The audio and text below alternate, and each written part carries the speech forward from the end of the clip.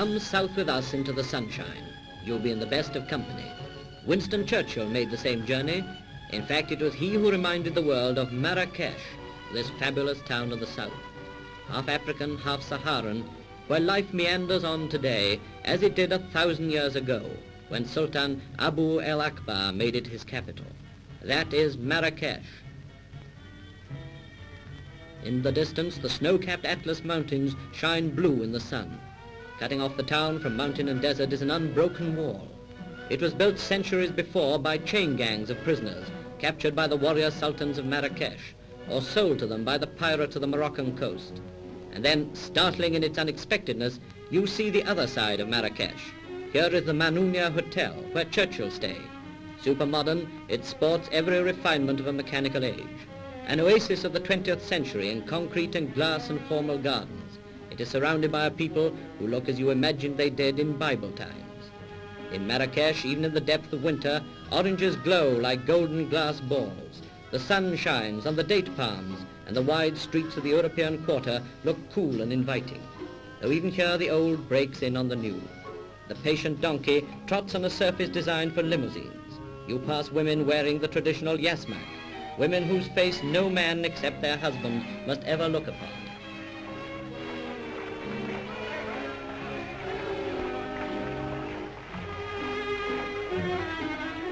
The donkey is king of the road here, but there is some modern transport. Not quite like a British bus perhaps, but there are no luggage restrictions. And if you prefer to stand on the top deck, no one will stop you. In the streets, many-colored robes mingle with the older-fashioned white, and the children wear their hair shaven with this peculiar twisted pigtail.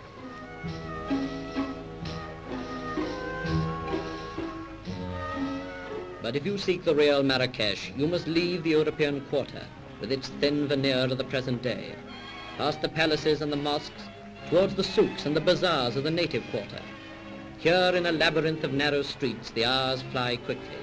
Overhead, rush mats stretched across the streets break up the sun's rays. In the souks of Marrakesh, you can buy almost everything, except soap, which for some reason is unobtainable. A servant hired here costs practically nothing. And if you know where to go, you can still buy a slave, though officially slave trading is illegal. Padding barefoot through the shaded streets, the ordinary folk of Marrakesh do most of their shopping in the souks.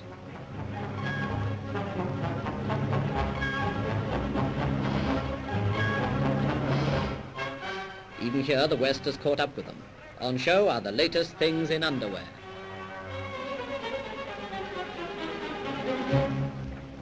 And exported, let's hope, from Birmingham, a batch of kitchen equipment.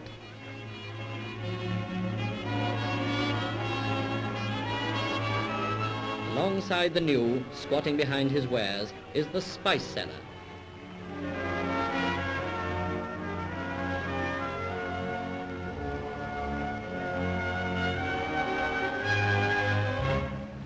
The greengrocer. And the careful customer who isn't going to be overcharged. They're all there, part and parcel of Marrakesh. And there's something curiously familiar about the shops, the salesmen and the shoppers. In the local china shop, for instance, the housewife is cautious and the shopkeeper uses gestures you can see any day in a British market.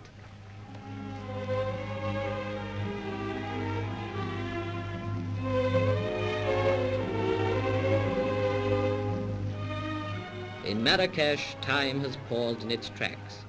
To travel there by plane from London is an experience rather like going to sleep in one's own bed and waking up in the time of David and Goliath and the prophets of the Bible.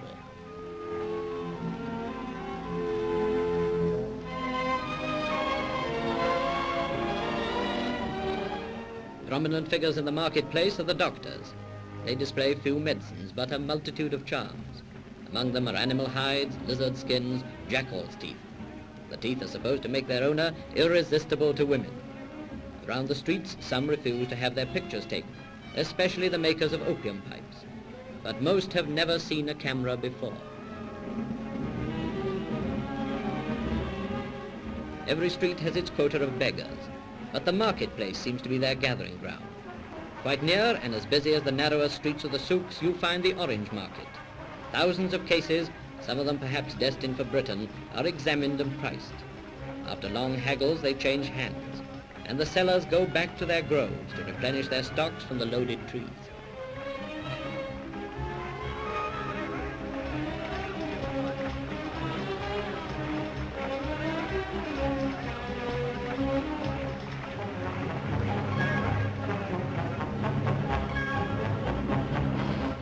It's hungry work, even for the successful bargainers. Favorite dainties are a Moroccan version of the Indian chapati, this time fried in oil. Money is hard earned in Marrakesh, but if there are a few francs to spare, 10 to 1 it goes to the seller of Arabian mint tea.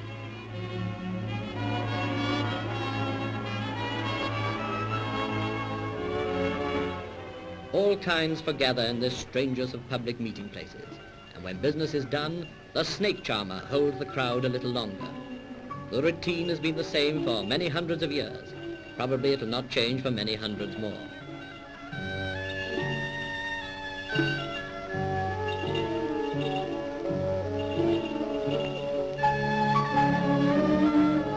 High spot of the act comes when the cobra takes the stage. Its evil-looking flat hood bringing new thrills to an audience which has probably seen it all before.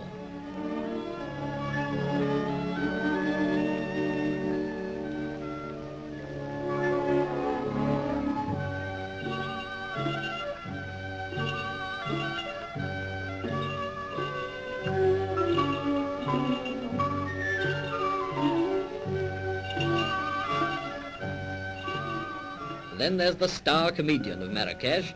With a dance routine and a gift of expression, it'll be hard to beat.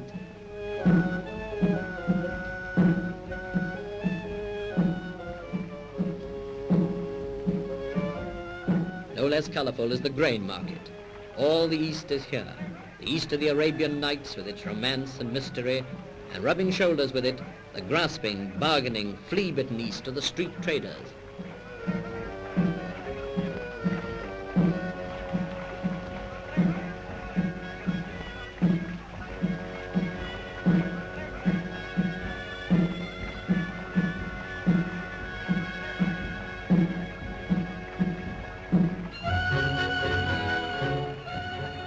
No question here of, if you don't want the goods, don't maul them.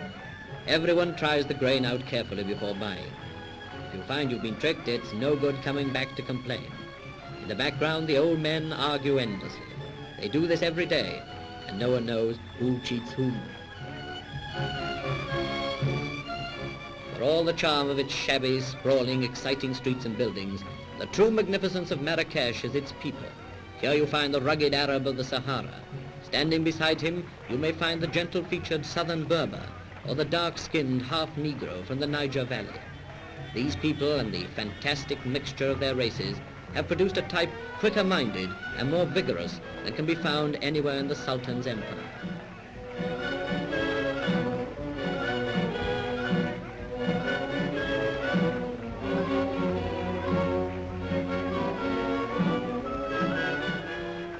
Though they are supposed never to be seen by Western eyes, Arab writers speak of the beauty of the women of Marrakesh.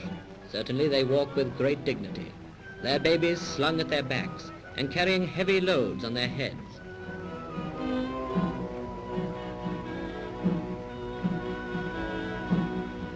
So it is, after a few hours in Marrakesh, the wonder remains. To return from it to the calm of the Mamounia Hotel is to step over 900 years. The town's unending charm explains why, when this film was made, Winston Churchill had chosen it for a much-needed rest. He said of Marrakesh that it was the most beautiful place on earth, a judgment few will question. Britain and austerity seem part of another world. The lush and beautiful gardens and the quiet snow of the Atlas Mountains beckon us back, recalling the words its people say, "He who has once seen Marrakesh must always return."